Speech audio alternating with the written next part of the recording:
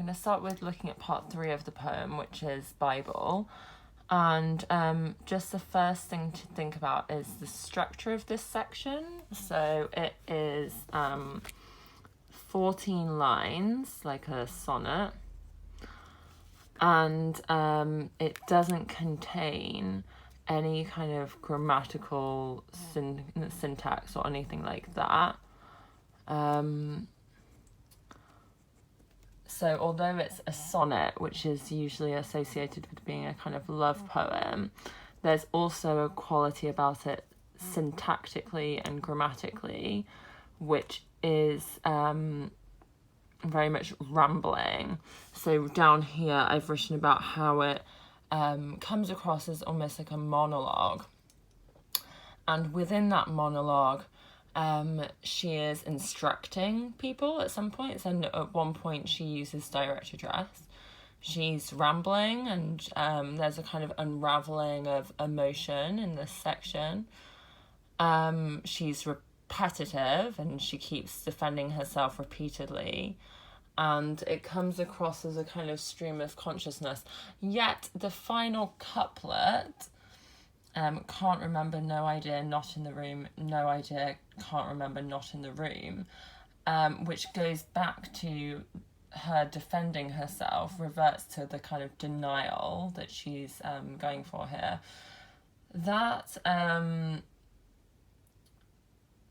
also kind of suggests a lack of internal clarity about how she sees her place in and her role in the Morse murders as well.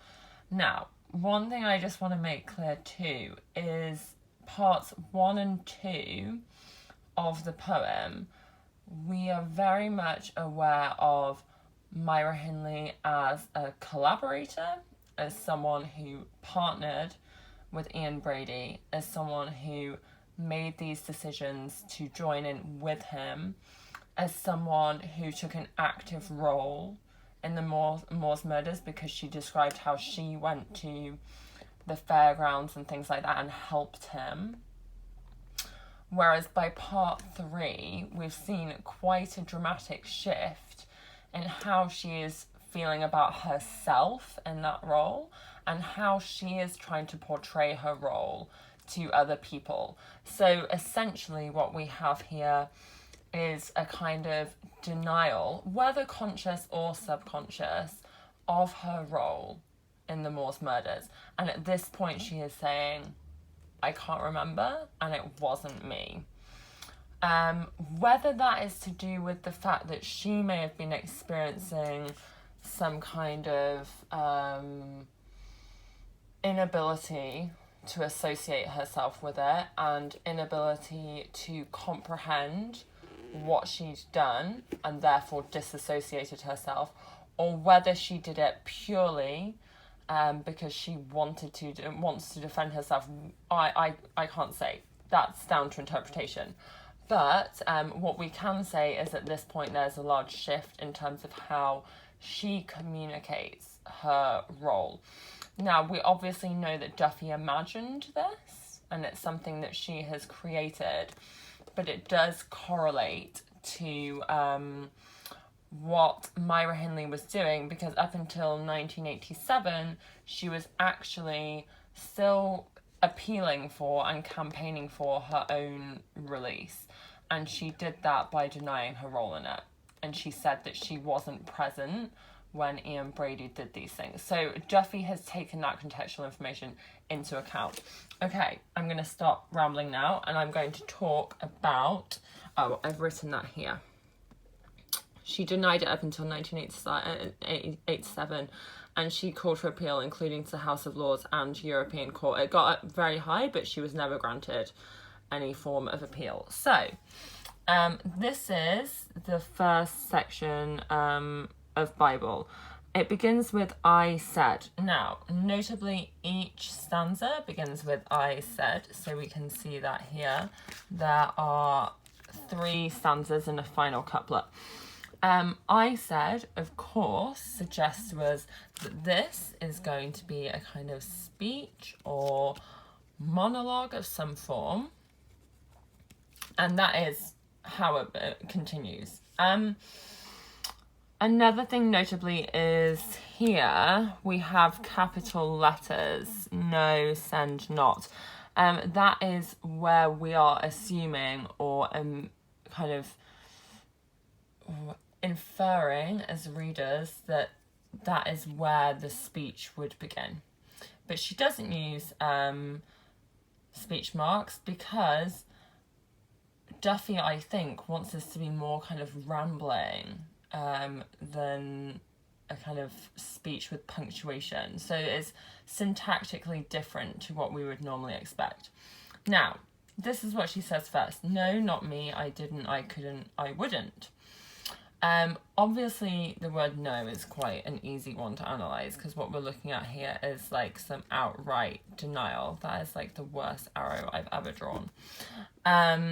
And then, preceding that, we have I didn't, I couldn't, I wouldn't. Now, what these are is a kind of triplet of contractions. So contractions are when you use two words that are shortened together. So didn't, couldn't, wouldn't.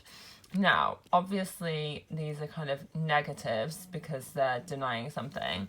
And she's saying not, that's the word that would normally come here, did not, could not, would not. The reason she uses contractions, I think, is because this is supposed to be kind of colloquial, conversational. And also Duffy has already created that persona of Myra Hindley as someone who speaks very colloquially. And here, this is interesting. She's saying, I did not, so she didn't do it. Then she's saying she couldn't do it. And then she's saying that she wouldn't do it. Now, saying that you wouldn't do something is quite different to saying you did do something or could do something.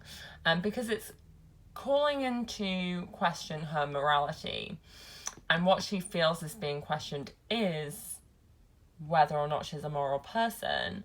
And here she's suggesting that she is moral and that she wouldn't be able to do that. And she's defending not just her actions, but her character here. And that is also quite a big shift from the rest of the poem, because for the first time, she is talking about her character and her morality. This also links in with the title of this section, which is Bible, which obviously has religious connotations because we know that that is the Christian holy book. But also, some people have suggested that the reason Duffy used that title is because Myra Hindley had kind of reconnected with her Catholic faith while she was in prison. And Duffy was trying to capture that and show how Hindley was kind of hoping for some kind of, I guess she wanted to repent, she wanted some kind of forgiveness, and she was hoping that religion would be some form of solace. So that brings me on to the next line, which is can't remember, no idea, not in the room. Now, this one is actually repeated 4 times.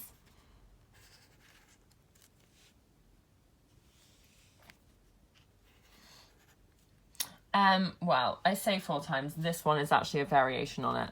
But what we have here is this kind of constant insistence that she can't remember. I think the reason this is interesting is because, actually here as well, sorry. I think it's interesting because she's also including in that not just can't remember, but not in the room. Now, I think, this is my interpretation anyway, I think that not in the room has 2 meanings. When something has 2 meanings, we say that it's a double entendre, that is French. It just means double meaning. And it means that she was not in the room with Brady when it happened. That was one of her defenses. But also that she is not being questioned when she's being questioned about it, that she's not in the room, that she's kind of not present, that she's not able to fully understand or comprehend herself what she's done. So she is essentially disassociating herself from what she's done. I was talking to Cherie about this, and we talked about how perpetrators of crimes and certain murders and things like that can often be found to have PTSD, even though they were the ones who committed the act. And you could perhaps think of Myra Hindley as being in this position. She claimed later that she was very much manipulated and kind of coerced and forced into doing this. Coerced might be a useful word. And she's saying here, it was him, so I'm going to write it down there. So she was kind of forced into doing it. But at this point, she's kind of reflecting on that, and she's not able to quite comprehend what she's done. Anyway, the next line we have, get me a Bible, honestly, promise you, swear. So we have the mention of the Bible again. And the Bible is something that people would often use in court to take an oath, and that oath would be that they are being honest and truthful about something. And she also says, honestly, promise you, swear. So honestly and promise you are all about kind of like truthfulness, and she's trying to declare it here. That's about the oath. Swear is an interesting word, because prior to this section of the poem, the only time we thought about swearing, now this has two meanings as well, is swear obviously means promise, but also the double meaning of it being an expletive. The only other time we saw this prior to this section was when she was in the car with Brady and he was kind of swearing and cursing.